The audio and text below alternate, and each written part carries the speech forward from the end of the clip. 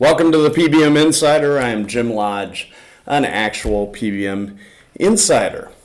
We've talked about rebates a lot in this forum, but one thing that I haven't described to you is an all too often blunt conversation that I have with business leaders and their benefits advisors regarding rebates. Whenever you're talking about PBM contracts or the operating structure, everybody always wants to focus on the rebates.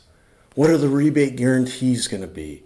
How often are we going to get those rebates? What's going to be the delay between when that rebate is triggered at the point of sale and we actually get that rebate back in terms of a receivable from the PBM to offset our costs? And the list goes on. Always talking about rebates. Here's the hard truth. Over the years, rebates have become an addictive drug for business leaders and their benefits advisors. And it's unhealthy because what they're trying to do in many cases is maximize the rebates in those contracts.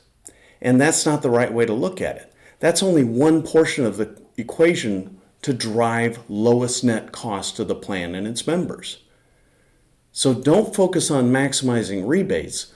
Focus on how they're going to help you deliver lowest net cost. Really important distinction. The rebates themselves, just looking at them in isolation is frankly dumb. You need to look at them in the context of how they deliver lowest net cost. Here's the reality about rebates.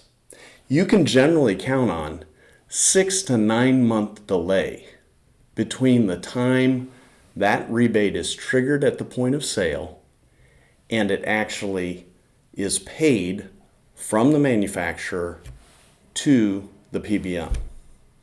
6 to 9 months. That in and of itself sounds crazy, doesn't it?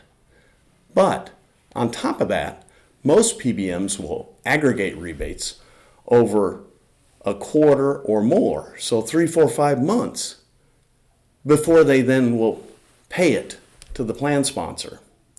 The net result is you've got checks of rebate dollars landing with the plan sponsor that are tied to transactions that happened a year or more in the rearview mirror.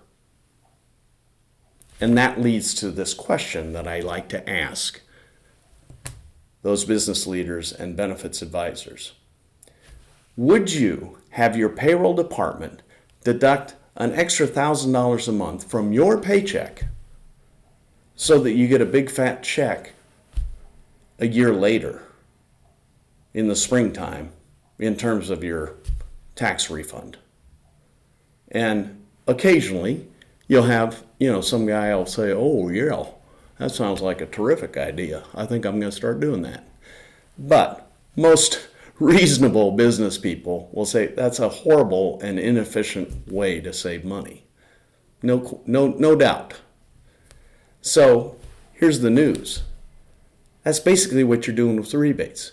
You're paying over here for money that you're not going to get back for another year or more.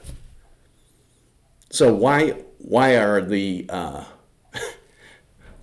PBMs holding those rebates for so long? Well, presumably they're acting like a charter bank and earning interest or float on what is actually the plan's money. It's not their money, but they're treating it like their money in terms of how they're collecting interest on it while they're aggregating the rebates. There is no reason in the world that those can't be paid out on a monthly basis. You'll hear 1,000 reasons from Sunday of why they can't do that. It's an administrative nightmare, blah, blah, blah. Nonsense. They can pay them out on a monthly basis. As they come in, sweep that account, pay it out. So what's the message for the plan sponsors? Well, number one, when considering rebates, be very, very careful to consider them in the context of how do they help you achieve lowest net cost for the plan and its members, not how do we maximize the rebates. And number two, make sure you're working with a PBM that isn't acting like a chartered bank. Heck, I don't even know if that's legal for them to earn interest on your money. But it's certainly ethically questionable. I think we can all agree on that. So find one that's going to pay you. As the money comes in on a cash basis, they're going to sweep that account and pay you on a monthly basis. Very doable. Okay, enough about rebates for today. This is the PBM Insider, keeping you informed.